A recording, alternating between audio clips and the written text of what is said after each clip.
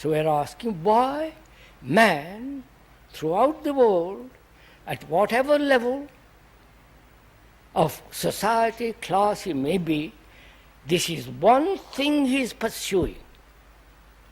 In the name of God, in the name of religion, in the name of politics, in the pleasure, with which goes power, position, prestige, and all the rest of it. Why? You understand? Why are you, as a human being, representing the world, which you are, why are you pursuing pleasure? Observe it, not right or wrong.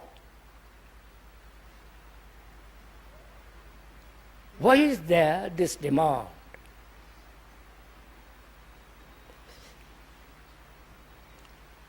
You understand, when you go to church, when you go to a temple, it's another form of pleasure. Sexual pleasure, the pleasure of possession, the pleasure of denial, the pleasure of austerity, the pleasure of abundance, the pleasure of possession, the pleasure of detachment, the pleasure of achievement, the pleasure of renunciation, the pleasure of completely controlling your body. This immense structure of pleasure is one of the factors of our consciousness. Perhaps it may be one of the major factors. So why? You understand? You can't answer, not a verbal answer, observing this fact of pleasure. Why we are asking, man has pursued it upon millions of years, which is you.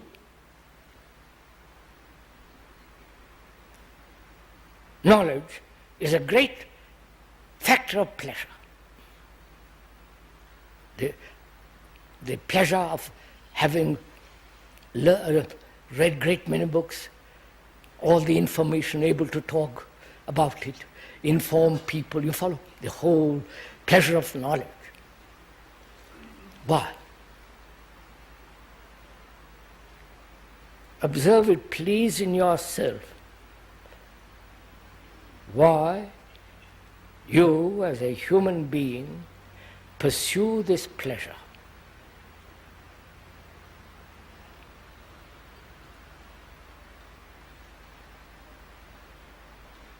And what is pleasure?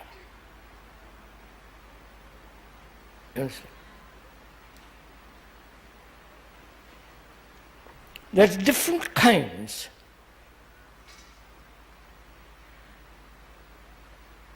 of pleasure. The pleasure of sensation, biological, organic sensation. There is the pleasure, psychological pleasures, and the pleasure of thinking very clearly.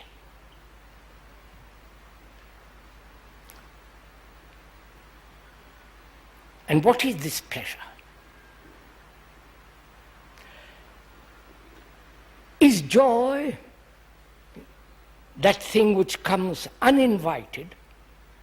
Is that joy pleasure? You're wandering by yourself, if you ever do, in a wood or walk along, and suddenly, without your any invitation, without seeking it, that's that peculiar sense of ecstasy, joy.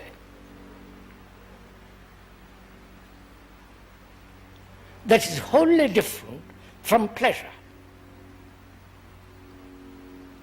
But thought recognizes that joy as an extraordinary state, then remembers that state, please follow this, remembers that state and wants more of it. So pleasure is the movement of thought. wonder if you see it. Huh, Ben?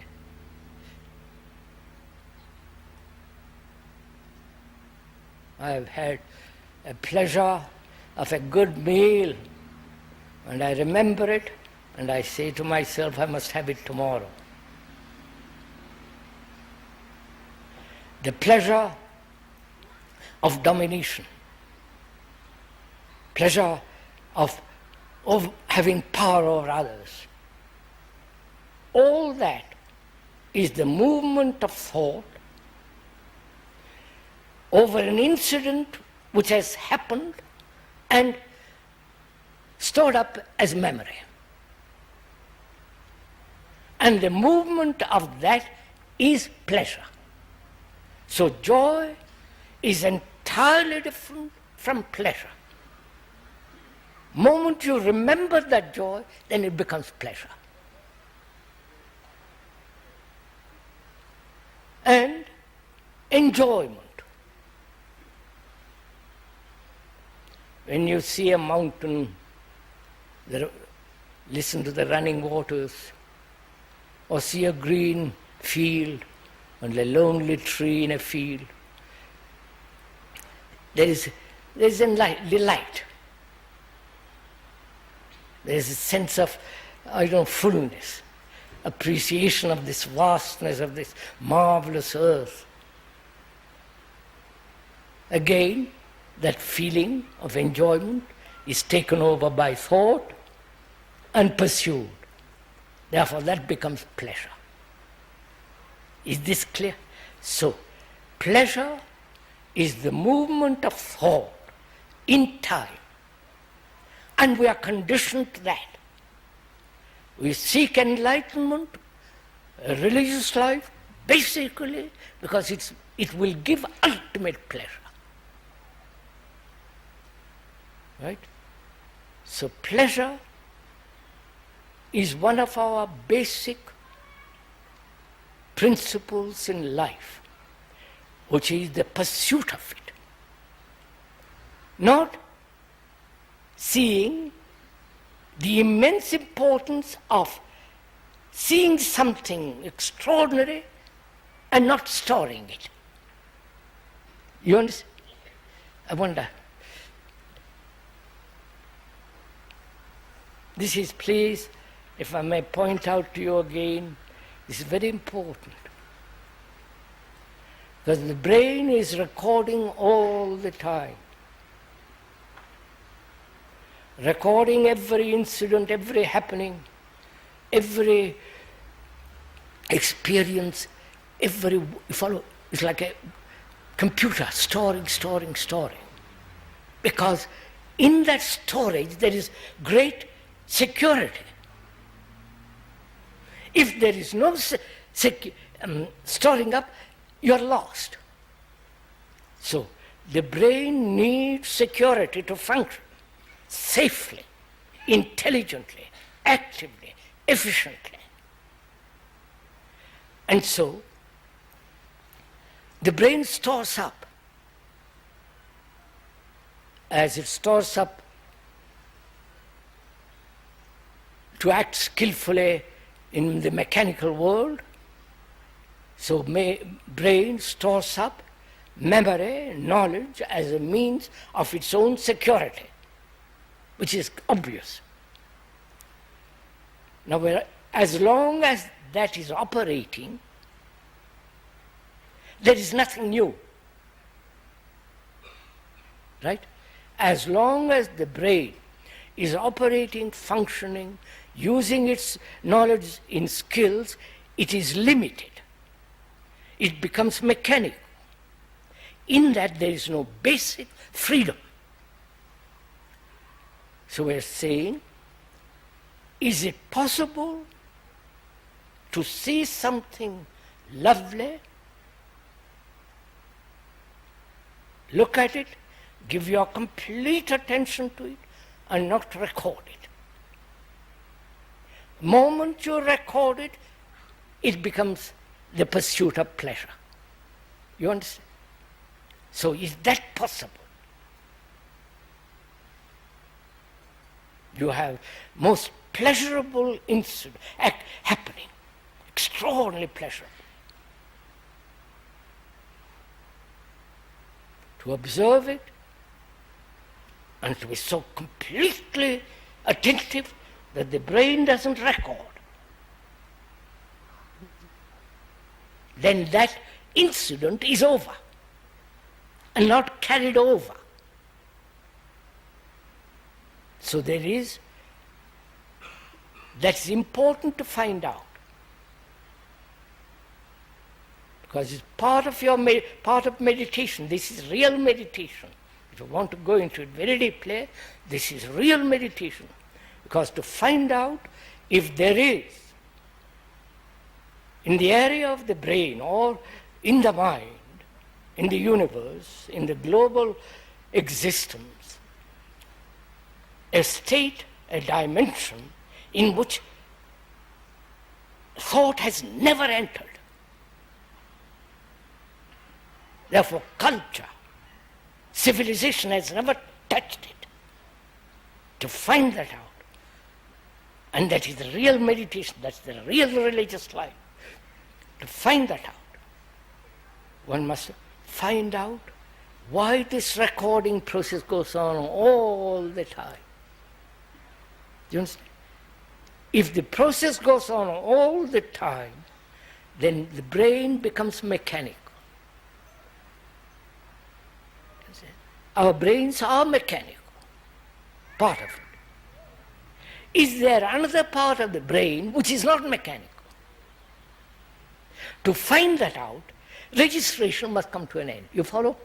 See the sequence of it for yourself, not because I am capable of good argument or anything of that kind, but see it for yourself how important it is to find out.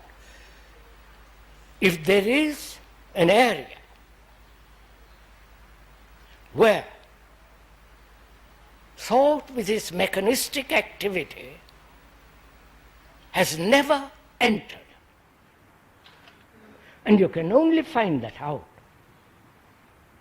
if the registration process comes to an end.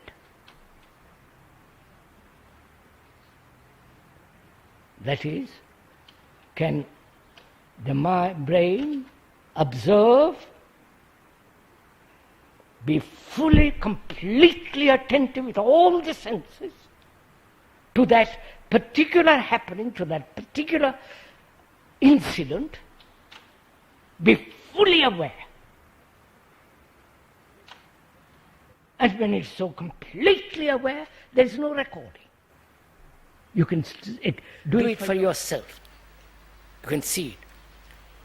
If you can look at something, doesn't matter what it is, with all your senses, not intellectually, not visually, not merely hearing, but with every nerve, with every senses fully awakened to observe that incident, however pleasurable, however painful, then you will see there is no record.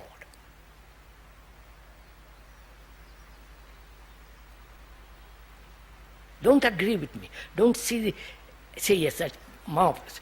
Do it. That means you have to find out what it means to be aware. What is implied in that word? Is it something to be practiced? Or I should become gradually aware. I am not now, but I will be day after tomorrow. Or go to classes to learn how to be aware. Oh, that's so damn so silly. And cut it out. So you are only aware now and never. You understand? Either you are, you can't cultivate it. Then what you cultivate is the desire to achieve something. And when there is the desire to achieve something, then you have lost totally the beauty, the perfume of awareness. You understand?